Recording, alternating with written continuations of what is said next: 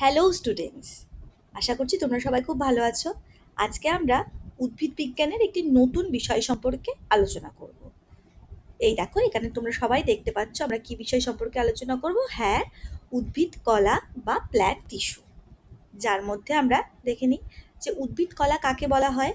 যে কলা কি, কলা হলো একই ধরনের কোষ যখন একত্রিত হয়ে যে বিশেষ গঠন তৈরি করে তাকে আমরা কলা বা টিস্যু বলে থাকি।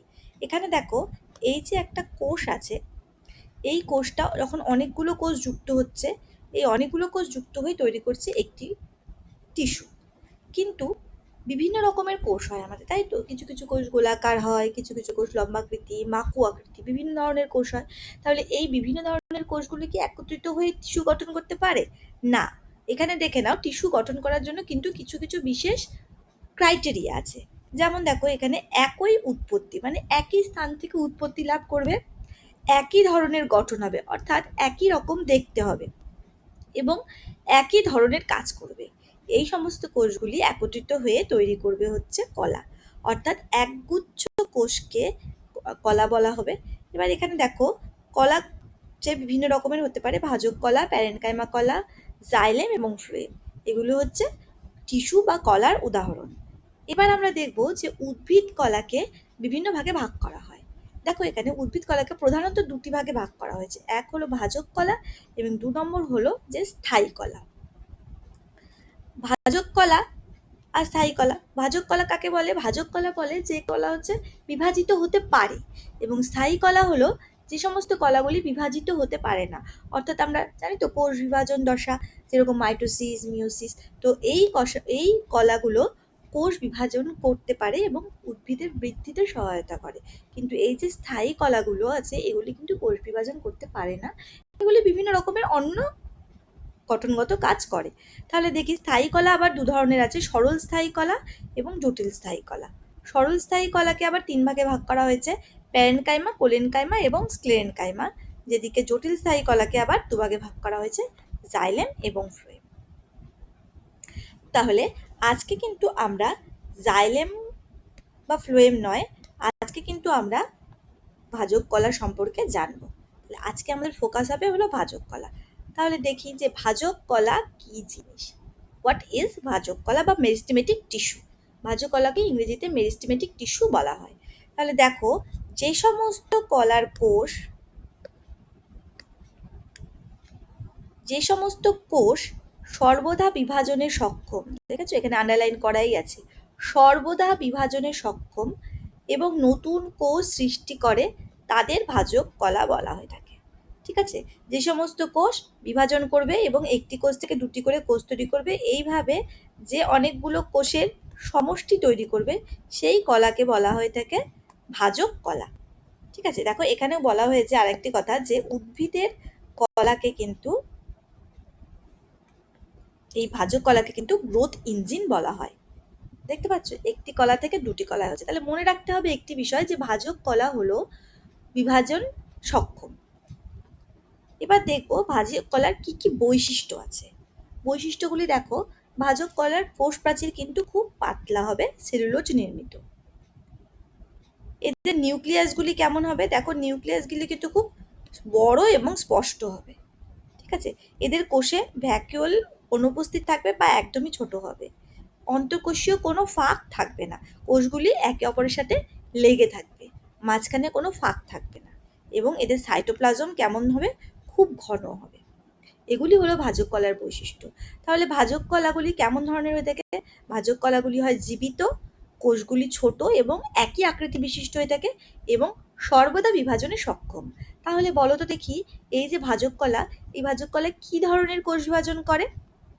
কমেন্ট বক্সে লিখে দাও। এবার দেখো, এবার আমরা দেখবো যে ভাজক কলার কাজ এবং অবস্থান। এই যে ভাজক কলাগুলি আছে উদ্ভিদের, এই ভাজক কলাগুলি উদ্ভিদের কোথায় কোথায় অবস্থান করে? তাহলে দেখো, এখানে এই দেখো, এই যে গোলাপি কালার দিয়ে মার্ক করা হচ্ছে এখানে, এই যে জায়গাটি, এই হলো উদ্ভিদের ভাজক কলা স্থান। তাহলে কোথায় থাকে? উদ্ভিদের অগ্রভাগে এবং মূলের অগ্রভাগে। দেখেছো? এটা কি কাণ্ড? তো কাণ্ডের অগ্রভাগে এবং মূলের অগ্রভাগে থাকে হচ্ছে ভাজক কলা। আর কোথায় থাকে? উদ্ভিদের পার্শ্বীয় অবস্থানে। ঠিক আছে, উদ্ভিদের যে পাশ, যে পাশটাতে ওরা চওড়ায় বৃদ্ধি পায়, সেই পাশে থাকে হচ্ছে আর এক ধরনের ভাজক কলা। এবং আরেকটা কোথায় থাকে, আরেকটা থাকে এই যে পর্ব এবং পর্ব মধ্যগুলো আছে উদ্ভিদের, যেখান থেকে কাণ্ড এবং কাণ্ড থেকে শাখা প্রশাখাগুলি নির্গত হয়, সেই স্থানটাকে বলা হয় থাকে পর্বমধ্য, তাই তো আমরা সেটা জানি। তাহলে এই যে পর্বমধ্যগুলি আছে, পর্ব এবং পর্বমধ্য, এখানে থাকে হলো ভাজক কলা। তাহলে ভাজক কলার স্থান আমরা দেখলাম কোথায় কোথায় অবস্থান করে, কাণ্ড এবং মূলের অগ্রভাগে, উদ্ভিদের পার্শ্বস্থ ভাগে এবং পর্ব মধ্যে, তাই তো। এবার দেখবো যে ভাজক কলার কাজ কি। কাজ কি, এখানে হবে হচ্ছে কাজ। তাহলে প্রথমে দেখে নিই যে এই যে ভাজক কলা, এই ভাজক কলা কিন্তু মেন কি করে, বিভাজন করে। তাহলে উদ্ভিদের বিভাজনে দৈর্ঘ্যে বৃদ্ধি করবে, ব্যাসের বৃদ্ধি করবে, কারণ পাশে অবস্থান করে। তাহলে এগুলি উদ্ভিদের চওড়া বাড়াতে সাহায্য করবে। উদ্ভিদের মধ্যে নতুন নতুন অঙ্গ সৃষ্টি করবে, যেমন এই যে মধ্যবর্তী পর্ব মধ্যে অবস্থিত যে ভাজক কলাগুলি আছে, এই ভাজক কলাগুলি উদ্ভিদের মধ্যে নতুন অঙ্গ অর্থাৎ শাখা প্রশাখা তৈরি করতে সাহায্য করবে এবং উদ্ভিদের ক্ষতস্থান পূরণ করবে। অর্থাৎ যদি উদ্ভিদের কোনো জায়গা কেটে যায় বা ভেঙে যায়, ঠিক আছে, তাহলে সেখানে কি করবে, ভাজক কলা কোষ বিভাজন করে নতুন নতুন কোষের সৃষ্টি করবে, ফলে সেই ক্ষতস্থানটা কিন্তু দ্রুত মেরামত হয়ে যাবে। এবং এই যে স্থায়ী কলা, আমরা যে পড়লাম উদ্ভিদের কলার দুটো ভাগ, ভাজক কলা এবং স্থায়ী কলা, এই স্থায়ী কলার উৎপত্তিও কিন্তু এই ভাজক কলা থেকেই হয়। তাহলে ভাজক কলা কতটা গুরুত্বপূর্ণ তোমরা বুঝতে পারছো। এবার দেখব যে অবস্থান হিসাবে 3 ধরনের ভাজক কলা হয়।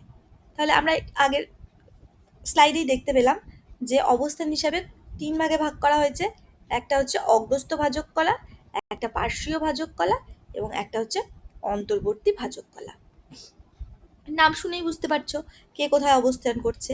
তাহলে অগ্রস্থ ভাজক কলা কিন্তু সবসময় মূলের এবং কাণ্ডের অগ্রভাগে অবস্থান করবে। এই যে অগ্রস্থ ভাজক কলা, এর কাজ কি, স্বাভাবিকভাবে সেটাও তোমরা বুঝতে পারছো। যেহেতু এরা অগ্রভাগে অবস্থান করে, তাহলে এদের কাজই হলো উদ্ভিদের প্রাথমিক বৃদ্ধি ঘটানো, তাই তো। উদ্ভিদের প্রাথমিক বৃদ্ধি বা উদ্ভিদের লম্বায় বড় করা হচ্ছে অগ্রস্থ ভাজক কলার কাজ। দ্বিতীয় দেখবো আমরা পার্শ্বস্থ ভাজক কলা। এটার নাম শুনেও বুঝতে পারছি আমরা যে উদ্ভিদের পার্শ্ববর্তী অঞ্চলে যে ভাজক কলাটা থাকে তাকে বলা হয় থাকে পার্শ্বস্থ ভাজক কলা।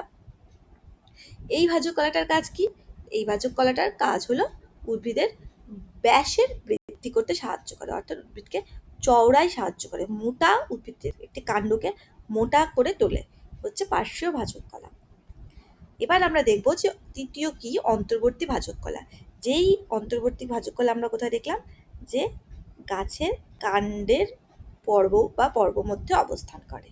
এই পর্ব মধ্যে অবস্থান করার মাধ্যমে এরা কেটে যাওয়া স্থানকে দ্রুত পুনরায় বৃদ্ধি করে এবং কি করে, এবং এরা হচ্ছে নতুন অঙ্গ অর্থাৎ নতুন শাখা প্রশাখা তৈরি করে। তাহলে তোমরা তো অনেক সময় দেখেছো যে কোনো বাগানে অনেক ঘাস হয়ে যায় বর্ষাকালে, তাই তো। তো সেই ঘাসগুলোকে যখন কেটে ফেলা হয়, কিছুদিনের মধ্যে আবার সেই ঘাসগুলো গজিয়ে যায়, তাই কি না। তাহলে কিভাবে হয় বলো তো এটা, এটা হয় হলো একটি বিশেষ কারণে। তোমরা বুঝতেই পারছো যে অন্তর্বর্তী কলার জাদুতে। কিভাবে হয়, যে অন্তর্বর্তী কলা মানে এই যে ঘাস আছে, যে ঘাস জাতীয় উদ্ভিদের পর্বের গোড়ার মধ্যে এই টিস্যুটি থাকে, কলাটি, এবং এই কলাটি ঘাসটা কেটে দেওয়ার পরেও এই কলাটি দ্রুত বিভাজিত হয় এবং নতুন করে আবার ঘাসকে গজিয়ে তুলতে সাহায্য করে।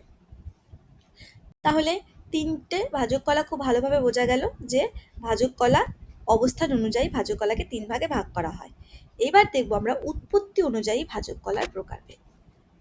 ওটা তো দেখলাম অবস্থান অনুযায়ী কোথায় কোথায় থাকে সেই হিসাবে। এবার দেখবো উৎপত্তি হিসেবে, মানে কোথায় কোথায় সেই ভাজক কলাগুলির উৎপন্ন হয়। তাহলে দেখবো এই হিসাবে হচ্ছে 2 ভাগে ভাগ করা যায়, আদি ভাজক কলা এবং একটি হলো স্থায়ী ভাজক কলা। আর আদি ভাজক কলা কাকে বলা হয় থেকে, আদি ভাজক কলা যখন উদ্ভিদের অর্থাৎ কোনো বীজ থাকে, তাই তো, বীজ থেকে প্রথমে কি অঙ্কুর উদ্গম হয়, বীজের মধ্যে জল মাটিতে রেখে দিলে পরে কি হচ্ছে, ওটা কিছুদিন পর বীজের মধ্যে থেকে দেখা যাচ্ছে অঙ্কুর উদ্গম হচ্ছে, একটা অংশ ওপরের দিকে উঠে যাচ্ছে অর্থাৎ কাণ্ড তৈরি করছে এবং অপর একটি অংশ নিচের দিকে নেমে যাচ্ছে, অর্থাৎ মূল তৈরি করছে, তাই তো? এই যে বৃদ্ধি হচ্ছে উদ্ভিদটার, হ্যাঁ, এই যে প্রাথমিক বৃদ্ধিটা হচ্ছে, এই প্রাথমিক বৃদ্ধি গঠন করছে কে? আদি ভাজক কলা।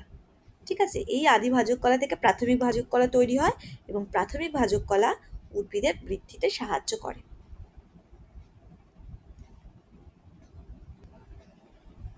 এবং দ্বিতীয়টি কি দেখব? দ্বিতীয় ভাজক কলা হলো গৌণ ভাজক কলা।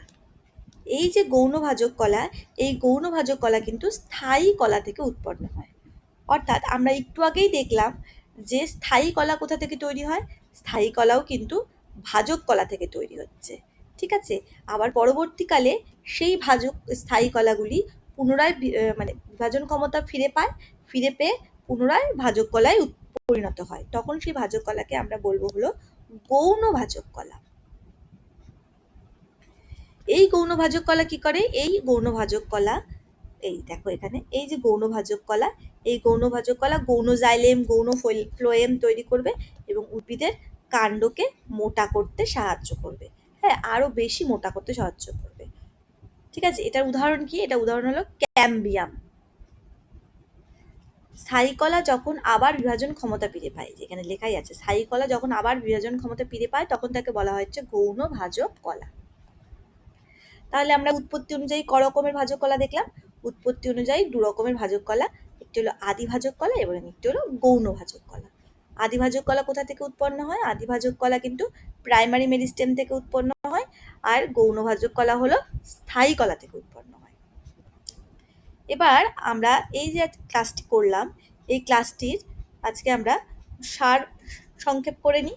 তাহলে এক নজরে দেখে নিই যে ভাজক কলা সম্পর্কে আমরা কি কি পড়লাম। যে ভাজক কলা কাকে বলছে? যে সমস্ত কলাগুলি বিভাজনে সক্ষম তাদের ভাজক কলা বলা হয়ে থাকে। ভাজক কলাগুলি কেমন বৈশিষ্ট্য হয়? বৈশিষ্ট্য হলো এরা হচ্ছে পাতলা প্রাচীর বিশিষ্ট হয়, 2 হচ্ছে বড় বড় নিউক্লিয়াস যুক্ত হয়, এদের ভ্যাকিউল থাকে না এবং এরা সর্বদা বিভাজনে সক্ষম হয়। এবং কাজ কি করে? ভাজক কলার কাজ হলো দৈর্ঘ্য বৃদ্ধি করা, চওড়ায় বৃদ্ধি করা, নতুন অঙ্গ সৃষ্টি করা এবং ক্ষত নিরাময় করা। উৎপত্তি অনুযায়ী ভাজক কলাকে দুভাগে ভাগ করা হয়, প্রাথমিক ভাজক কলা এবং গৌণ ভাজক কলা। এবং অবস্থান অনুযায়ী তিন ভাগে ভাগ করা হয়, অগ্রস্থ ভাজক কলা, পার্শ্বীয় ভাজক কলা এবং অন্তর্বর্তী ভাজক কলা। তাহলে আশা করছি তোমরা আর ভাজক কলা সম্পর্কে কোনোদিনও ভুলবে না। তাহলে আজকে এতটুকুই থাকবে। এর পরের দিন আমরা ভাজক কলার পরবর্তী অংশ অর্থাৎ এই স্থায়ী কলা সম্পর্কে জানব। ভিডিওটি ভালো লাগলে অবশ্যই লাইক, কমেন্ট এবং সাবস্ক্রাইব করবে। এবং যদি কোথাও কোনো অসুবিধা হয় বা পিডিএফ নোট পেতে চাও, তাহলে অবশ্যই কমেন্টে পিডিএফ বলে জানাও। ধন্যবাদ।